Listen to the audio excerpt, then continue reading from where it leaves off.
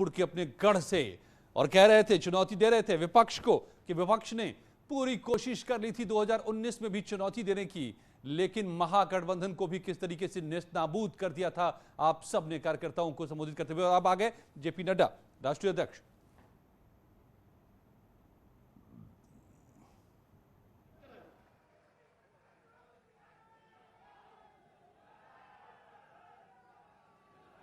आज के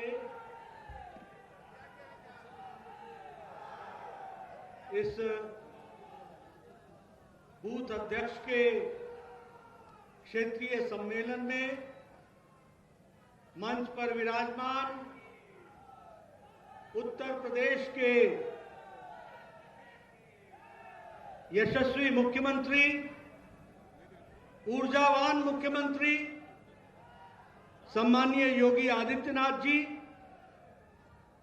हमारे उत्तर प्रदेश के बहुत ही कर्मशील और जुझारू प्रदेश अध्यक्ष सम्मानीय स्वतंत्र देव सिंह जी,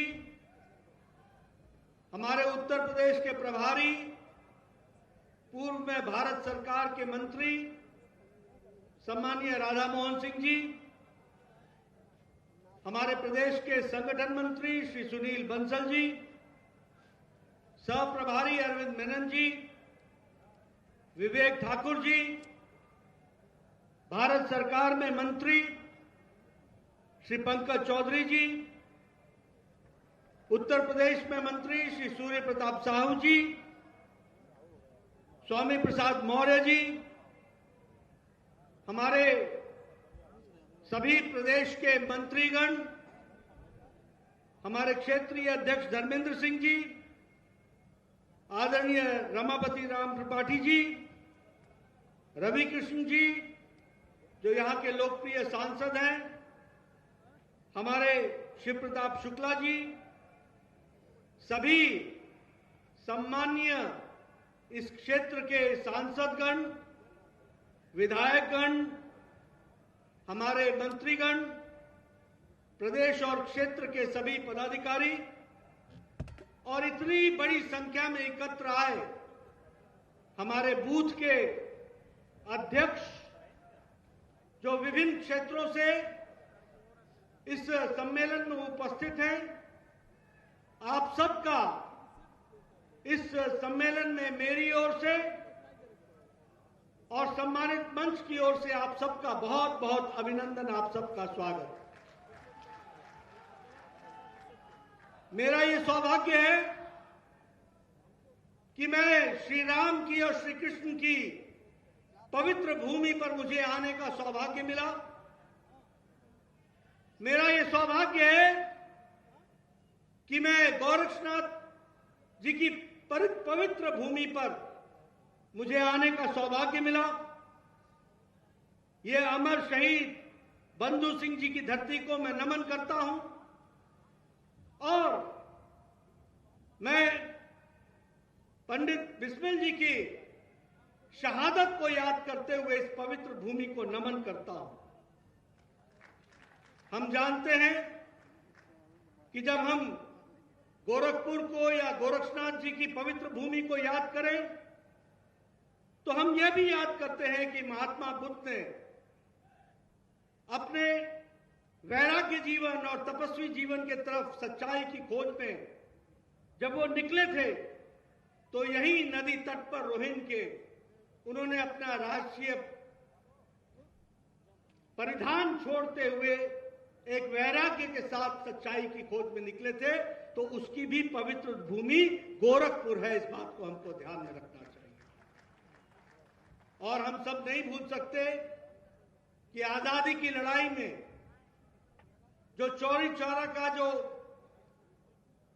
महत्व है, जो स्थान है, उसका भी संबंध गोरखपुर के क्रांतिकारी भूमि से रहा है।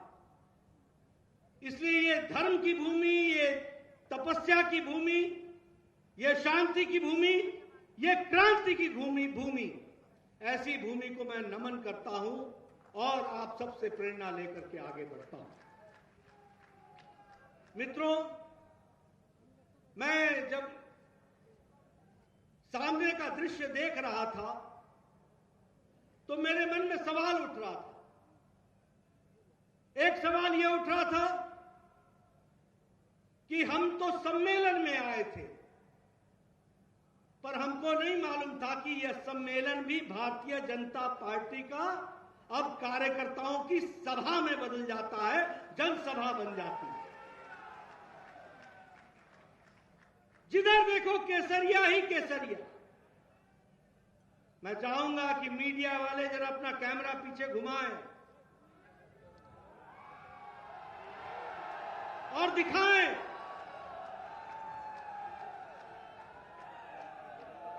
ये सम्मेलन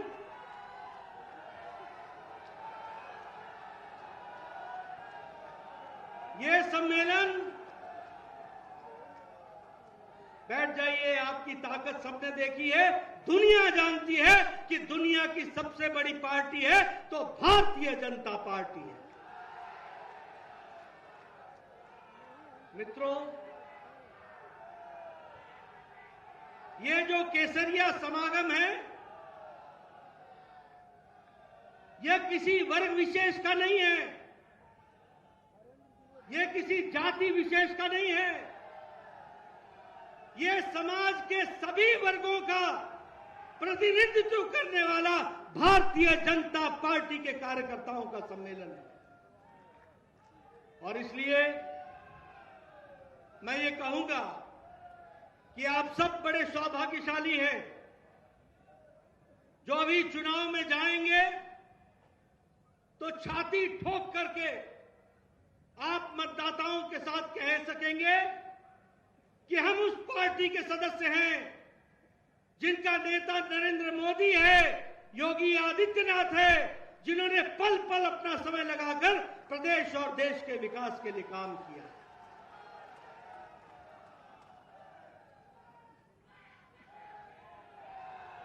मित्रों, यह संभव अगर है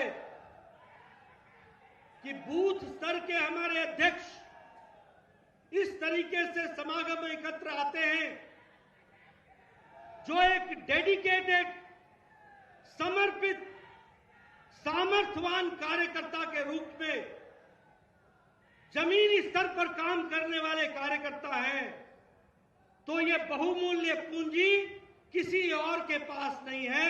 अगर है तो भारतीय जनता पार्टी के पास है।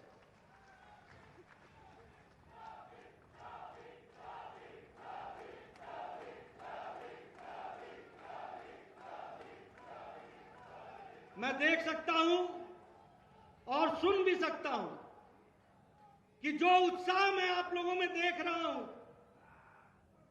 और मैं सामने वहां इस मैदान में आने के लिए जो प्रवेश द्वार है उसको भी देख रहा हूं, वहां जाने वाले नहीं, अभी भी आने वालों की संख्या लगी हुई है। इस बात को भी हमको समझना चाहिए। मित्रों, यह बताता है कि आपका उत्साह यह तय कर चुका है कि उत्तर प्रदेश में विधानसभा चुनाव में भारतीय जनता पार्टी को आप यशस्वी करेंगे। इस बात का मुझे विश्वास है। मित्रों, मैं आगे चलकर आपको डबल इंजन की सरकार की गाथा सुनाऊंगा, लेकिन यह हमारा सौभाग्य है कि ऊपर मोदी जी है, नीचे काम करने में योगी जी है।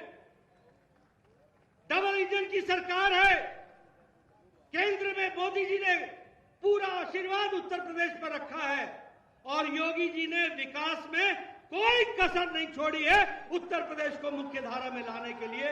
इस बात को भी हमको समझना चाहिए।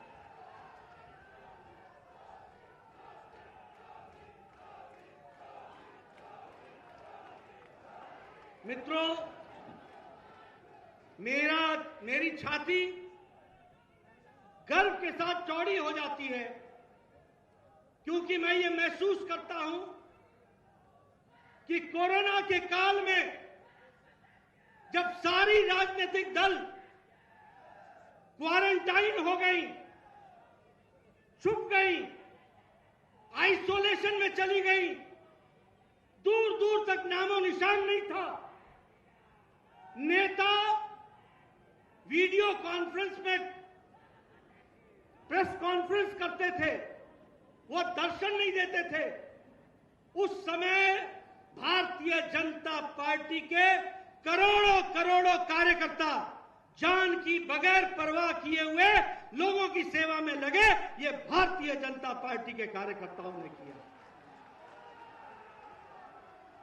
मित्रों, मैं आप सबको इसके लिए हृदय की गहराई से नमन भी करता हूं, धन्यवाद भी देता हूं कि दुनिया में कोई ऐसा राजनीतिक दल नहीं था जिसने सेवा ही संगठन के नाम पर कोरोना के साथ लड़ते हुए अपनी जान की परवाह न करते हुए लोगों की सेवा की।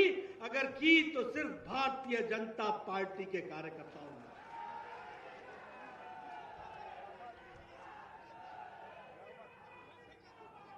मित्रों, हमें यह गौरवान्वित होना चाहिए कि हम ऐसी पार्टी के सदस्य हैं जिसमें हमारी पार्टी के अंदर आंतरिक प्रजातंत्र है और आंतरिक प्रजातंत्र के तहत एक साधारण परिवार से आने वाला एक साधारण कार्यकर्ता प्रदेश का मुख्यमंत्री बन जाता है और मुझ जैसा अध्यक्ष बन जाता है। यह संभव है तो भारतीय जनता पार्टी में।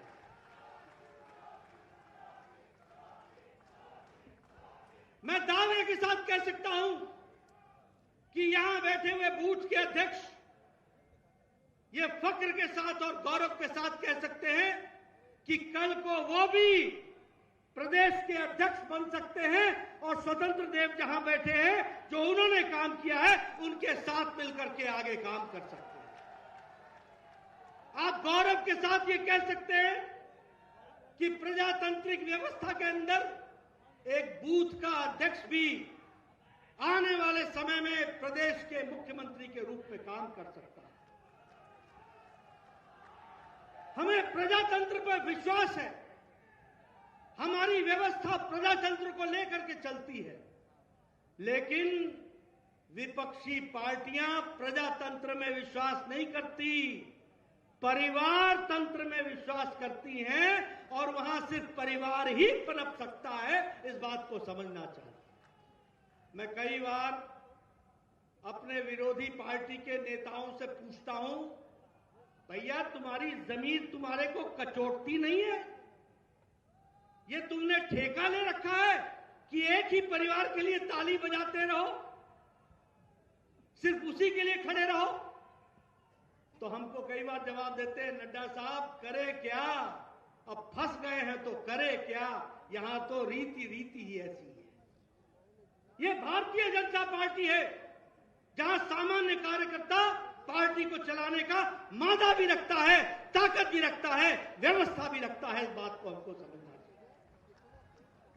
मित्रों, हम सांस्कृतिक राष्ट्रवाद को लेकर के चलते हैं और वह वंशवाद को लेकर के चलते हैं। हमारे यहां राष्ट्रवाद महत्वपूर्ण है, उनके यहां वंश के आगे कुछ नहीं है।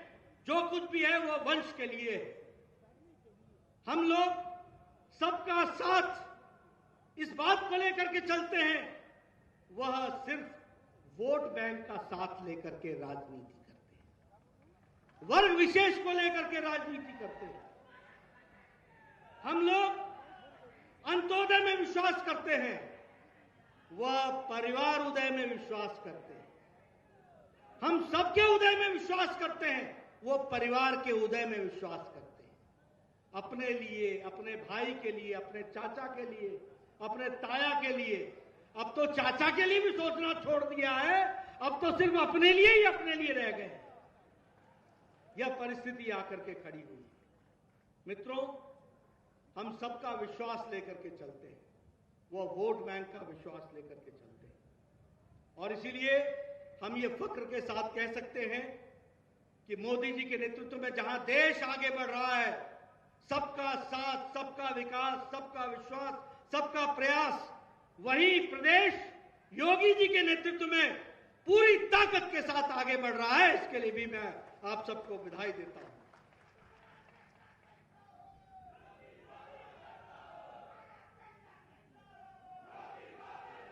मित्रों, हम सबकी जिम्मेवारी बनती है कि इतनी बड़ी संख्या में अगर हमारे कार्यकर्ता हैं तो हम बूथ अध्यक्षों से यह भी निवेदन करेंगे कि सभी कार्यकर्ताओं को काम देने का काम भारतीय जनता पार्टी के बूथ अध्यक्ष करें।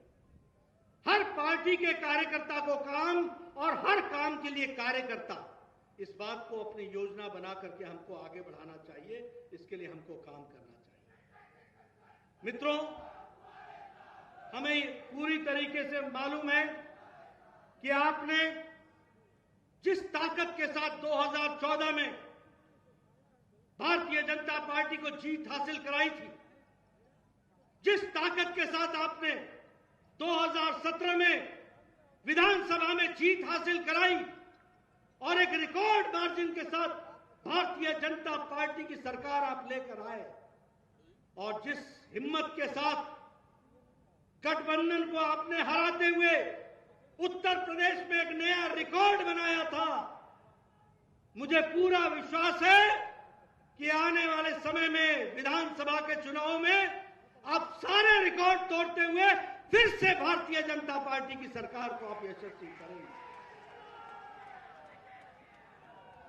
मुझे पूरा विश्वास है कि आप पूरी ताकत से बूथ बूथ पर काम को आगे बढ़ाते हुए संकल्प से सिद्धि की ओर ले जाने के लिए आप प्रयास करेंगे। मित्रों, मैं यहां एक बात जरूर कहना चाहता हूं। मैं समाज को खंडित करने का विचार नहीं रखता, न मैं उस तरह के वक्तव्य बोलता हूं, लेकिन मुझे यह प्रश्न खड़ा होता है कि यह क्या कारण है कि जब चुनाव आते हैं तो भारतीय जनता पार्टी महात्मा गांधी से लेकर के पटेल को याद करती है और दूसरे लोगों को पाकिस्तान और जिन्ना याद आने लगते हैं। ये क्या कारण है? इसकी गहराई में हमको जाना चाहिए। जनता को ये बताना चाहिए कि आजादी के इतने साल बाद एक तरफ राष्ट्रीय योद्धा, स्वतंत्रता सेनानी, जिन्होंने देश के लिए अपने आप को कुर्बान किया, उन लोगों को याद करने के बजाय राजनीति के छोटे और संकीर्ण विचार को लेकर, जिनको कभी भी भारत का इतिहास माफ नहीं करेगा, ऐसे नेताओं का नाम लेकर के वह राजनीति करने के लिए उतारू होते हैं। मैं निवेदन करूंगा बूथ के अध्यक्षों को कि जाइए घर घर में संदेश दीजिए कि ऐसे विचार रखने वाले लोग जो समाज को बांटना चाहते हैं, उनको घर बैठाइए और भारतीय जनता पार्टी को फिर से काम में लगा करके आगे विकास में जोड़िए। यह मैं निवेदन करना चाहूंगा। मित्रों,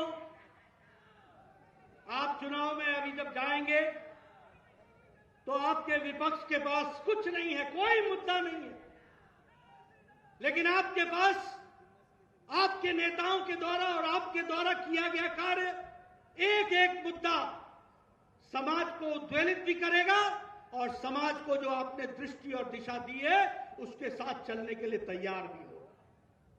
आप याद कीजिए, कोरोना में जब अमेरिका कोरोना के सामने हार गया, जब पाश्चात्य देश भारत से अच्छी स्वास्थ्य व्यवस्थाओं के बावजूद लड़खड़ा गई, तो ये नरेंद्र मोदी जी का नेतृत्व था जिसने समय पर फैसला लेकर 130 करोड़ की जनता को बचाते हुए पहले जान है तो जहान है और बाद में जान भी है और जहान भी है, इस बात को चरितार्थ करके दिया है।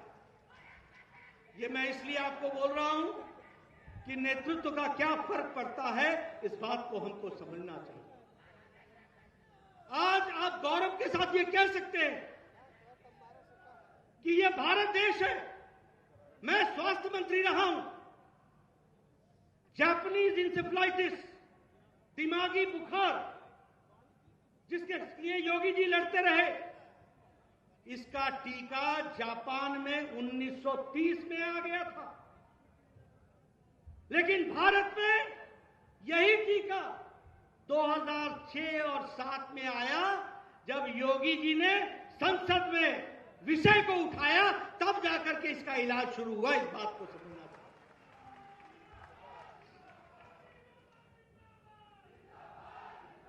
टेटनस का टीका 1924-25 में आ गया था, भारत में 1948 में आया, लेकिन भारत के स्वास्थ्य के कार्यक्रम में 1978 में इंट्रोड्यूस हुआ।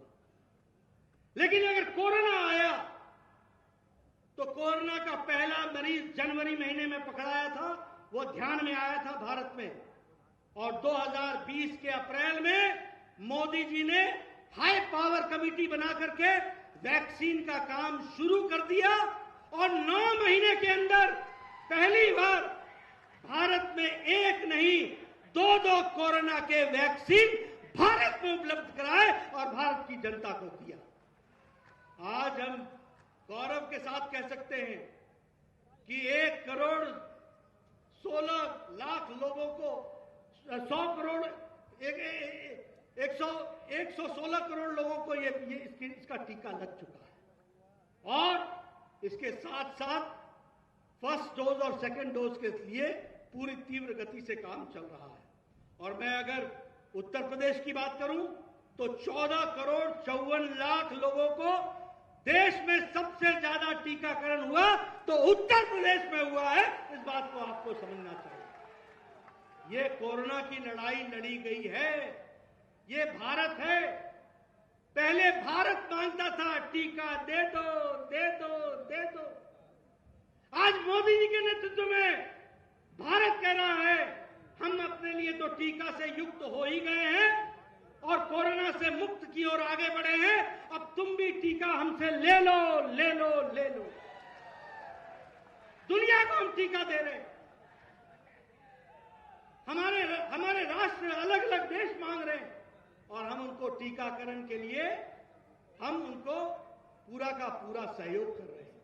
मित्रों, याद करो अभी चुनाव में लोगों को बताना, जब मोदी जी कह रहे थे कि मैं तुमको एक नहीं 2 टीका दे रहा हूं, आप कोरोना से मुक्त हो जाइए, तो उस समय आपके यहां के नेता बोल रहे थे ये बीजेपी की वैक्सीन है, ये मोदी की वैक्सीन है। अब किसकी वैक्सीन लगा के घूम रहे हो? तुमको भी मोदी वैक्सीन ही लगी है,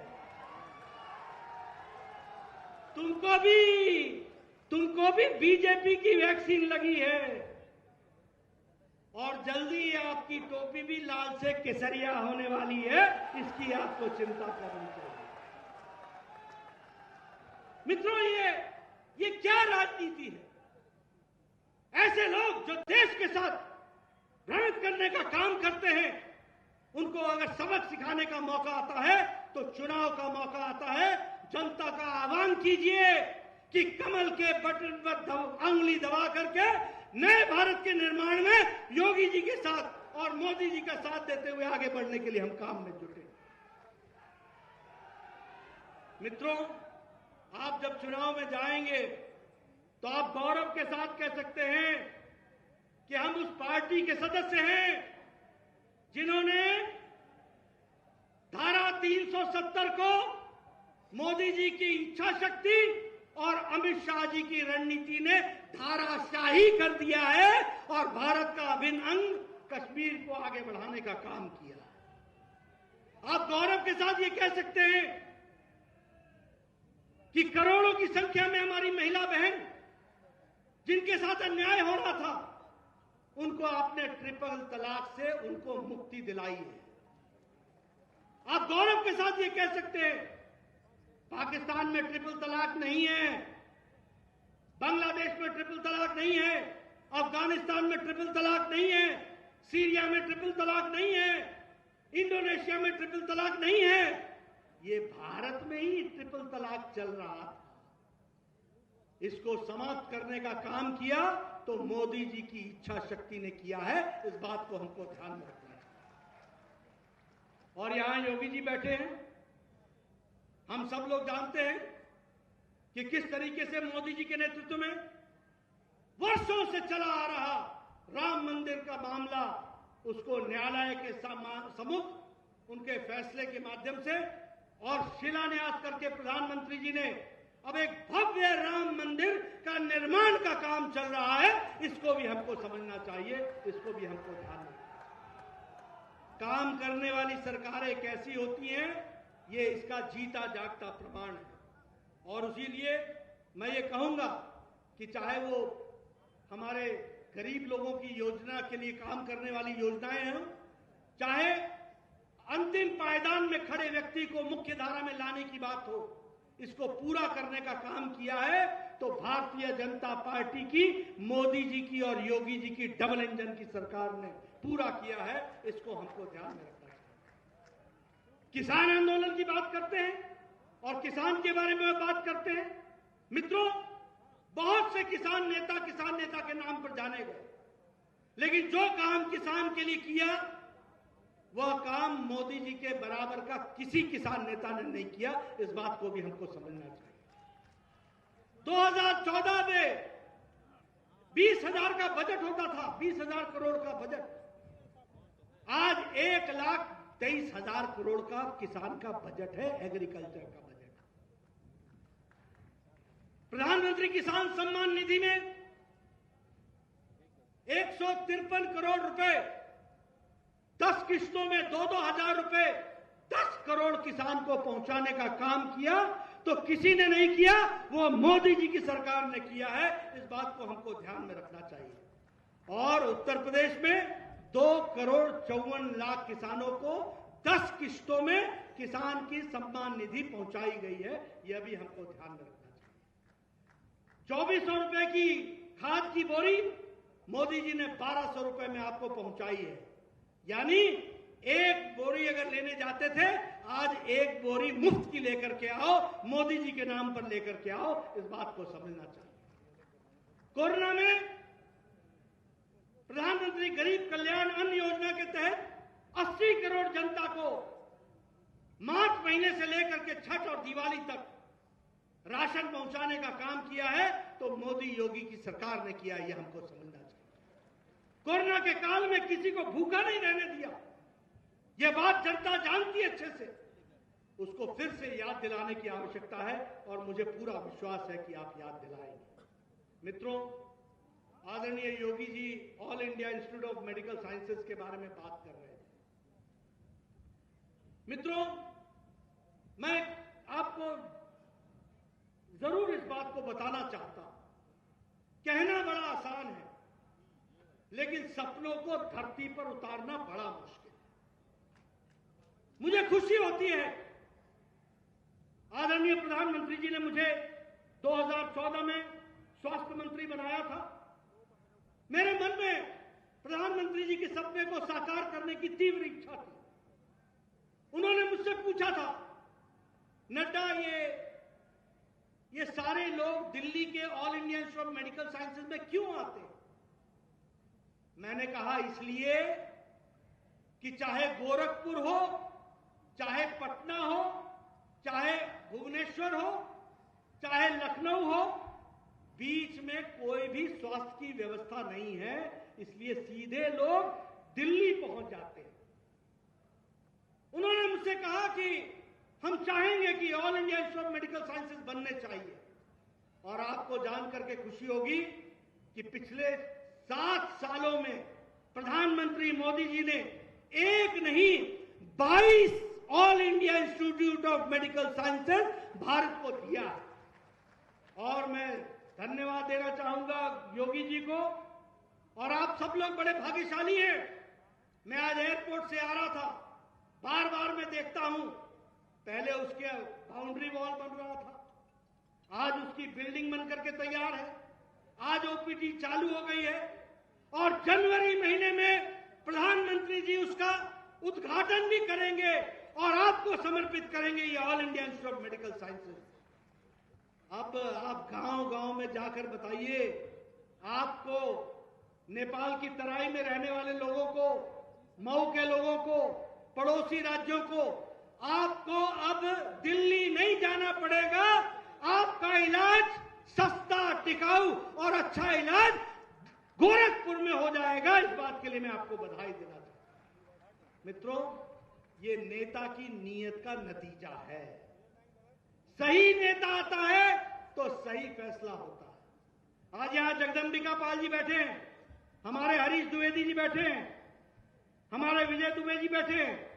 पूछिए, आपने कभी सोचा था कि कभी उत्तर प्रदेश में पूर्वांचल में सिद्धार्थनगर में मेडिकल कॉलेज मिलेगा?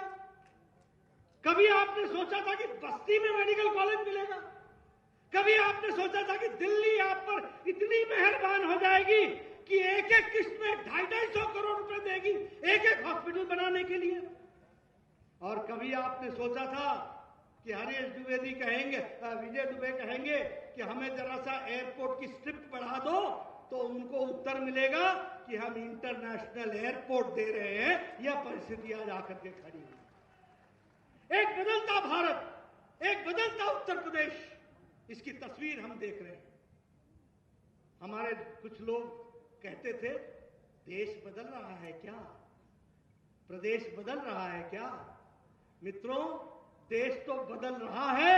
अब तो देश के बारे में दुनिया कहने लगी है कि अगर हमको दृष्टि और दिशा मिलेगी तो दिशा और दृष्टि देने में भारत अग्रणी भूमिका अदा करेगा और मोदी जी इस बात का नेतृत्व करेंगे। ये बात हम जानते हैं।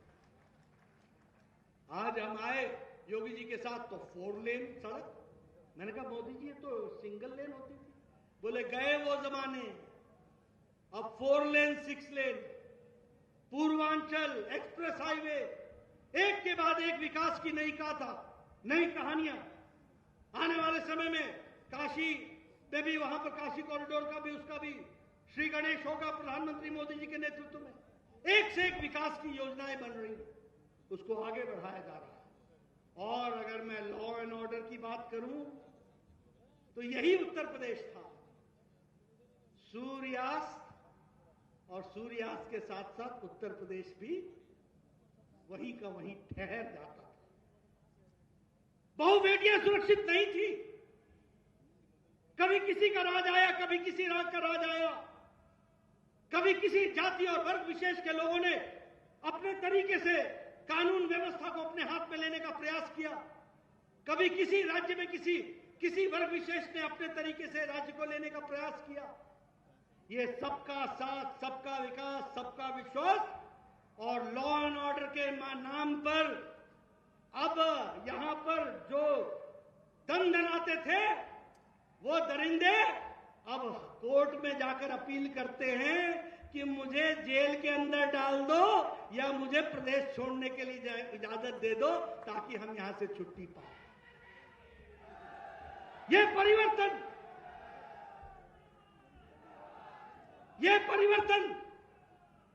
परिवर्तन योगी जी लेकर के आए हैं।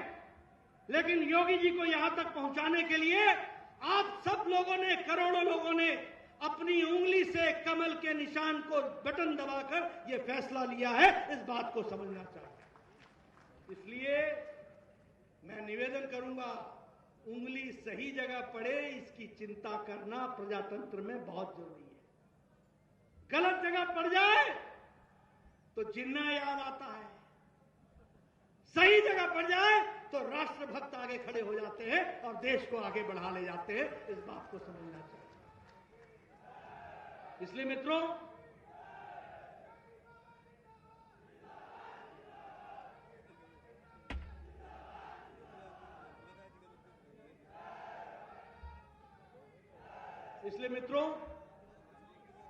फिर चाहे वो उज्ज्वला हो, उजाला हो, सौभाग्य योजना हो, ये सिर्फ योजनाएं नहीं थी, ये महिलाओं के सशक्तिकरण का जीता जागता तस्वीर थी।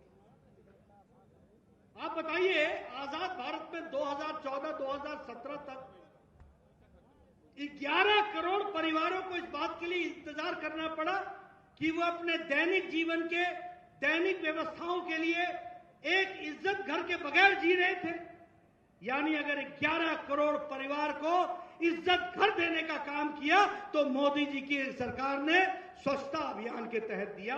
इस बात को हमको समझना चाहिए। मित्रों, उसी तरीके से प्रधानमंत्री आवास योजना में मुझे मालूम है 5 अक्टूबर को प्रधानमंत्री जी आए थे।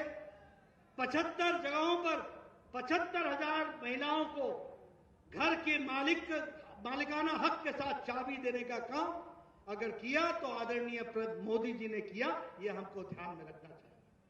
मित्रों, मैं लंबी कहानी विकास की बता सकता हूं, लेकिन मैं इतनी बड़ी सम्मेलन को इन सारी बातों को कहने के लिए इस समय का उपयोग नहीं करना चाहता। मैं आपसे अपील करने आया हूं कि मित्रों, ये भारतीय जनता पार्टी का कार्यकर्ता है जो भाग्यशाली भी है और जो भारत के भाग्य को उज्जवल करने के लिए अपना योगदान करने के लिए तैयार है। इस बात को समझना चाहिए। इसलिए मैं आपसे अपील करना चाहता हूं, यह बूथ सम्मेलन है और इस बूथ सम्मेलन में जहां केसरिया दिखता है और यहां पर कार्यकर्ता जिसके पास इतने हो, तो जब हम जनता को बुलाएंगे और योगी जी की जनसभा होगी और जब मोदी जी की जनसभा होगी तो सारे मैदान छोटे पड़ जाएंगे। इस बात को भी हमको समझना चाहिए। इसलिए मैं सिर्फ एक ही निवेदन करने आया हूं कि आप पूरी ताकत से बूथ पर जुट जाइए। भारतीय जनता पार्टी का एक एक कार्यकर्ता विकास की कहानी में अपना योगदान करेगा, उत्तर प्रदेश को आगे बढ़ाने में अपना योगदान करेगा और फिर से भारतीय जनता पार्टी की सरकार योगी जी के नेतृत्व में लेकर आएगा और उत्तर प्रदेश की खुशहाली की कहानी और आगे बढ़ेगी और तीव्र गति से बढ़ेगी। इन्हीं शब्दों के साथ मैं अपनी वाणी को विराम देता हूं। आपने मेरी बात सुनी, आपका बहुत बहुत धन्यवाद।